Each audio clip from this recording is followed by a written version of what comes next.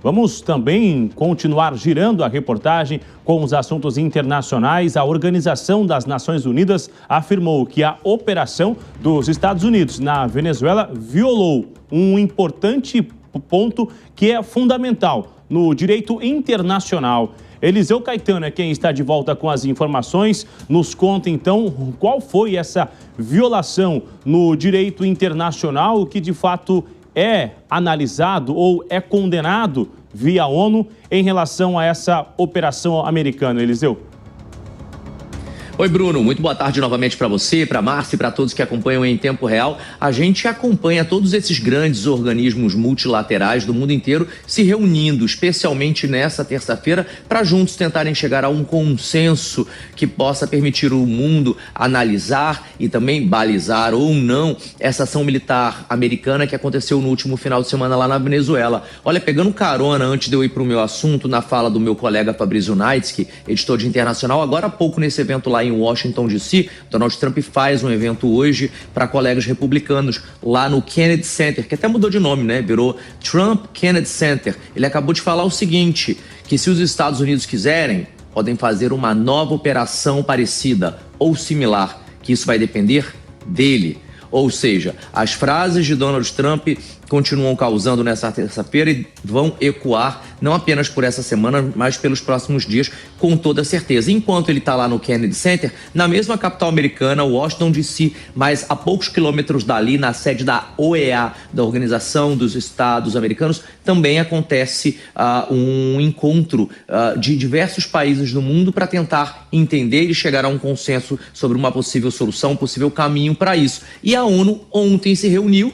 E hoje o Departamento, o Conselho de Segurança da ONU emitiu uma nota. Aliás, essa nota da Organização das Nações Unidas afirmou que a operação conduzida pelos Estados Unidos na Venezuela violou, sim, um princípio fundamental do direito internacional. Essa avaliação chegou a ser feita em gravação por vídeo pela porta-voz do Alto Comissariado da ONU para os Direitos Humanos, a Ravina Shamdasani.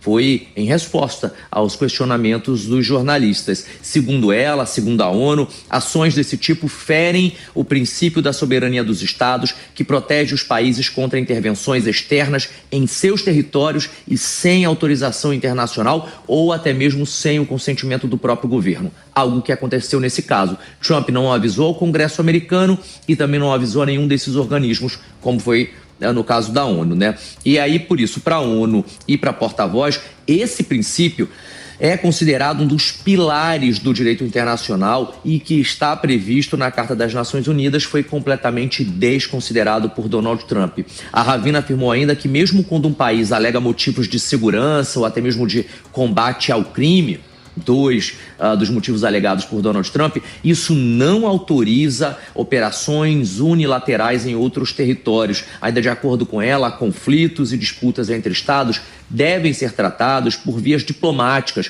por negociações políticas ou até mesmo mecanismos legais internacionais.